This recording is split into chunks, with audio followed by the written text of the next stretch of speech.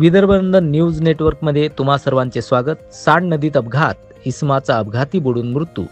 नागपूर जिल्ह्यातील मौदा तालुक्यात येत असणाऱ्या सांड नदीमध्ये अंदाजे 40 ते 45 वर्षीय मृत इसम हा निमखेडा रहिवासी असून 3 ऑक्टोबरचे दुपारी 12 वाजता दरम्यान हिरो होंडा कंपनीचे दुचाकी क्रमांक MH31S5305 या वाहनाने निमखेडा ते नागपूर मार्गे जात असताना सांड नदी ओलांडताना अचानक वाहनाचा वाहत्या पाण्यामध्ये तोल गेल्याने नदी पात्रात कोसळून दुर्दैवी इसमाचा मृत्यू झाला।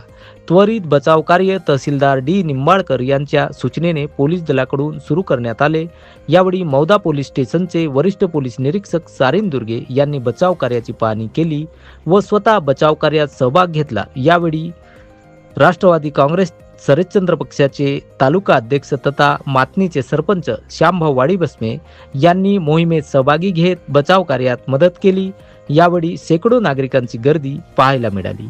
तारसा सरपंच वैशाली लेंडे या संध्याकाळी उशिरापर्यंत अपघात स्थळी थांबलेल्या होत्या, मात्र मृतकाचा शोध अद्याप लागू शकलेला नाही। तब्बल 6 ते 7 तास शोध मोहीम निरंतर सुरू होती। गावकऱ्यांना या मार्गाने जाणे जिकरीचे झाले असून बांधकाम विभाग याकडे दुर्लक्ष करीत असल्याने व कंत्राटदार कंपनीचे सुरक्षा विभाग नियुक्त नसल्याने हा अपघात घडून आल्याचे चित्र आहे। पुलाचे नवीन कार्य सुरू असल्याने पावसाळ्याच्या दिवसामुळे जाणे येणे नदी पात्रातून बंद केले आहे।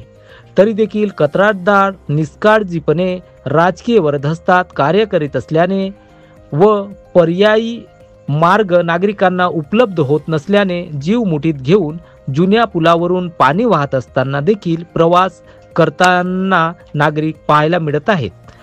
तारसा जॉईंट ते जुनी वस्तीला जोडणारा हा महत्त्वाचा दुवा असून अरोली भंडारा पुढे रामटेक मार्गाला जोडणारा हा मुख्य मार्ग आहे।